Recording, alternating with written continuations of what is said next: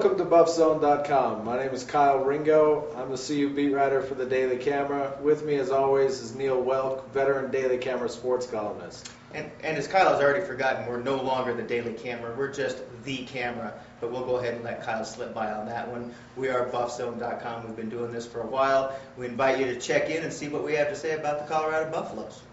Neil, this week we're talking about our new basketball coach at CU and what we've learned about the football team in spring football practice.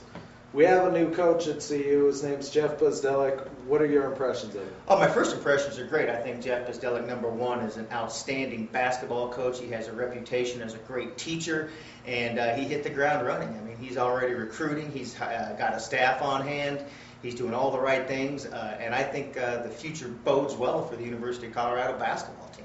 This is a guy that took the Nuggets to the playoffs 3 years ago. This is a guy who knows basketball. This is a guy that the University of Arkansas wanted.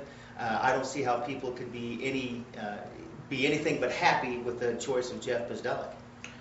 Will the team be better on the court, though? It seems to me like if there's any clear area of upgrade here, it's in X's and O's. I mean, this guy knows basketball. This guy is going to be able to draw up inbounds plays, which you and I have always made jokes about the past few years. This guy's he's not going to get out-coached.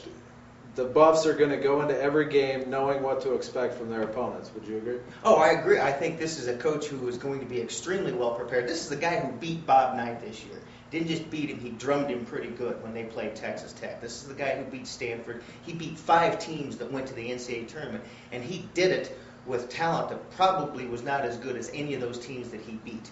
I think he's a great teacher, again, a great coach. I expect the University of Colorado's basketball team to be much improved by next season. Yeah, now the big question about Buffzone is his ability to recruit. I think just having NBA attached to your name is going to get a lot of kids' attentions when you go into their homes, knowing that this guy coached in the NBA, has coached alongside or been a scout for a guy like Pat Riley, the Miami Heat coach. He coached Carmelo Anthony with the Denver Nuggets. I think that's going to get a lot of attention from guys. And then he has another guy with him. He hired Steve McLean, the Wyoming coach. And McLean, if nothing else, McLean brings a reputation as a good recruiter to CU. Exactly. Steve McLean's a tireless recruiter. He's got contacts all over the nation. The other guys that are going to be on Buffzone's staff are good recruiters. They have contacts everywhere, and they know how to recruit. They know what to do. Jeff admitted this morning last week that he's been away from the recruiting game for a while. But I don't think that's going to be a big issue. And Kyle, it's like you said, when he's sitting in that home and he says, "I know what it takes to get to the NBA." This is a guy who knows what it takes to get to the NBA. There's no doubt about it. He scouted in the NBA. He coached in the NBA. Was a head coach. If anybody knows what it takes to go up that next level, it's going to be Jeff Buffzone, and that's going to get people's attention, no doubt. All right, so we'll get back to basketball in a future edition, but right now let's talk about the spring football practices and what we know about the football team. The biggest thing that stands out to me is that we found out early in the process that the starting quarterback last year is no longer even in the mix as far as earning the quarterback job this year. It's now down to Cody Hawkins, the coach's son, who is a redshirt freshman, and the junior college transfer, Nick Nelson. What were your impressions of those two? After watching them both in a couple of scrimmages and then in the final spring game, I think you have to say that Cody Hawkins is ahead. And as you pointed out to me, it would be a surprise if he wasn't ahead. Cody Hawkins came into spring ball knowing the offense.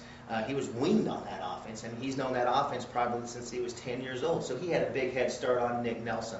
I think he probably held that lead as it was going through camp, but I do think Nick Nelson closed the gap a little bit. I like Nick Nelson's running ability a little better than Cody Hawkins, but I think they both bring something to the table. And I think it'll be an interesting, fall camp when they both have to, make that choice. A couple of things concern me about this team. One is the offensive line. You're going to have at least one true freshman probably playing in the fall. You probably have a couple who are in the 2 deep, and you'll have a variety of guys who have some experience, but a lot of those guys are going to be playing new positions. Daniel Sanders has played guard since he's been at CU. He's going to be the starting center. So the offensive line, that unit come together concerns me. Wide receiver at this school for the past 3 years now has been a a problem area. Oh yeah. And they're gonna need some of these true freshmen to come in and pick up the level of play there, or else they're just going to be right back where they started a year ago. Yeah, I think the freshmen have to come in and make a contribution right away, but I think they're far ahead of where they were a year ago. I mean, as we were talking to Mark Helfrich after the spring game, he said after last year's spring scrimmage, he walked into the coach's office and didn't say a word to anybody for an hour. He said he was, I think he said he was shell shocked because of everything that he had just seen. This year he was much more upbeat, much more excited, enthusiastic, and I think there's a lot of things to be positive about. But like you said, there's still as many question marks as there were a year ago, but I think they've raised the level of play overall quite a bit, so there's at least reason to be optimistic going into the fall. Okay. But the one thing you did mention the quarterback, and I love what they're trying to do with Bernard Jackson. Do you have any? Do you like the slash role, or do you think that's a manufactured position? Well, it's a manufactured position, but it's a great thing to do with Bernard. I love Bernard as a kid, as a person. He's a wonderful human being, and when it comes to Bernard, you have to find a way to get his athletic talent on the field. I mean, for whatever reason, he wasn't able to play the quarterback position the way everybody wanted him to last year, but he still was a heck of a threat with the ball in his hands, and they got to find ways to do that with him this fall. I agree, and so we'll be back. We'll be talking more about Buff football and Buff basketball in the coming weeks. We appreciate you checking in on Buffzone.com. And this is Kyle Ringo.